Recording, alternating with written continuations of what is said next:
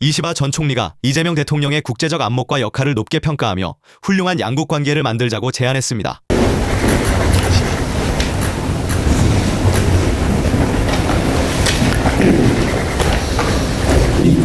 이 꽃은 요즘 저걸 포커스로 해야 적당했는데 좀 아쉽네요. これが桜じゃなくてちょっと残念です。 ああ、そうなんだ。これ食べちゃダメなんだよね。 그건 먹으면 안 되죠. 아 그렇습니다. 근데今桜本当綺麗ですね。 지금은 그 벚꽃이 도만 네 그렇습니다. そうなんです。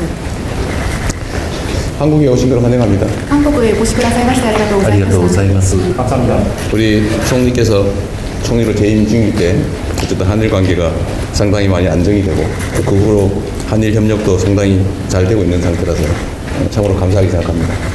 우리 총리께서 매우 넓은 시야로 국제 문제에도 관심도 많고 역할도 많이 하셨는데 앞으로도 이 복잡한 국제 환경 속에서 큰 역할을 계속해 주시기 바랍니다.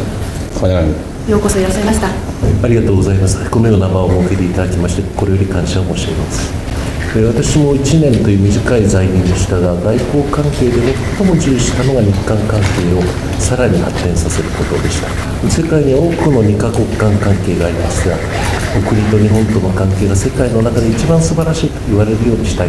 今でもそういうように思っております。昨年の6月から9月までの3ヶ月の間に3回大統領閣下とご一緒する機会がありました。2回はソウル、2回は東京において、1回はプサンにおいてご一緒する機会がありました。非常に強く印象に残っております。私の後任であります高市早苗総理とイ・ジェミョン大統領閣下の関係も非常に良好であるというふうに報じられておりまして、嬉しく思っているところであります。イ・ジェミョン大統領閣下は日本でも非常に人気が高くて信頼を寄せられている、そういう存在であります。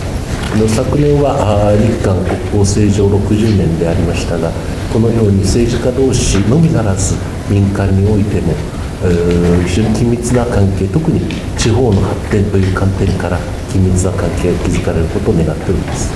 本日はありがとうございます。